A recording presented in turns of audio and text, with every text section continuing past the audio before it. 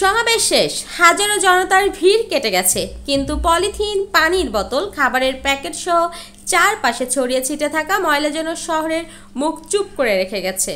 এই ভিন্ন চিত্রে নজর কাড়লেন ছাত্রদলের কেন্দ্রীয় সভাপতি রাকিব হাসান। নিজের হাতে প্লাস্টিকের ব্যাগ নিয়ে একে একে কুড়িয়ে নিচ্ছেন আবর্জনা।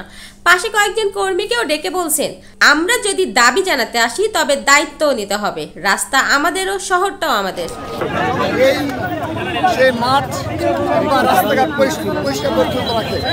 যেহেতু আমরা ঢাকা বিশ্ববিদ্যালয়ের স্টুডেন্ট, ঢাকা বিশ্ববিদ্যালয়ের পার্শ্ববর্তী এলাকা শাহবাগ চত্বরে আজকে লক্ষ লক্ষ ছাত্র জনতা উপস্থিত হয়েছিল।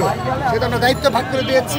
বনমোর বর্ষভবন পরিষ্কার করার জন্য আমি নিজেও ঢাকা বিশ্ববিদ্যালয়ের অভিমুখে চেষ্টা করছি এবং অন্যান্য নেতাকর্মীরাও চেষ্টা করছে। এটি হলো স্বেচ্ছাশ্রম সামাজিক কার্যক্রম, অর্থাৎ আমরা যে লিডারদেরও এরকম স্বেচ্ছাশ্রমে নিয়োজিত থাকা উচিত বলে আমি মনে করি।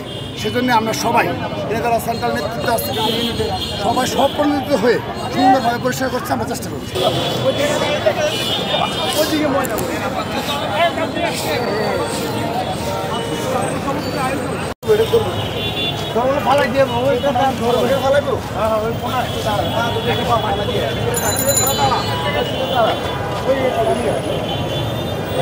Where is guy?